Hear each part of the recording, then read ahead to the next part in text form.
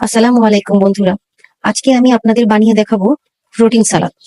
তাহলে চলুন শুরু করা যাক। এখানে আমি নিয়েছি কিউব করে কাটা বিটরুট, কিউব করে কাটা শসা, সিদ্ধ করা ছোলা, লেটুস পাতা এবং সিদ্ধ করে রাখা মুরগির বুকের মাংস। আর লাগবে টক দই, চাট মশলা ও লবণ।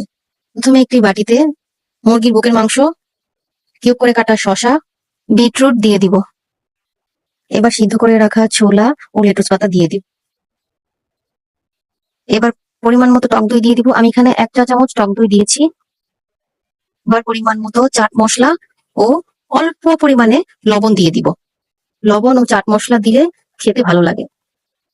এবার সব উপকরণগুলো দেওয়া শেষ। এখন খুব ভালোভাবে মাখিয়ে নিব। মাখানোর উপরে নির্ভর করে আপনার স্বাদ। আপনি চাইলে চামচ দিয়ে বা হাত দিয়েও মাখাতে পারেন। আমি 2 ভাবেই মাখিয়েছি এখানে।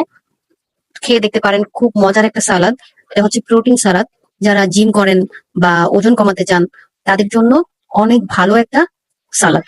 আশা করছি ভিডিওটি আপনাদের ভালো লাগবে এবং অবশ্যই বাসায় ভিডিও দেখে বানাবেন এবং খেয়ে জানাবেন কেমন হয়েছে। আমি আশা করছি আপনারা নিরাশ হবেন না। আমার ভিডিওটি যদি আপনাদের ভালো লেগে থাকে তাহলে লাইক, কমেন্ট ও শেয়ার করবেন এবং আমার পাশে থাকবেন। ধন্যবাদ সবাইকে। আল্লাহ হাফেজ।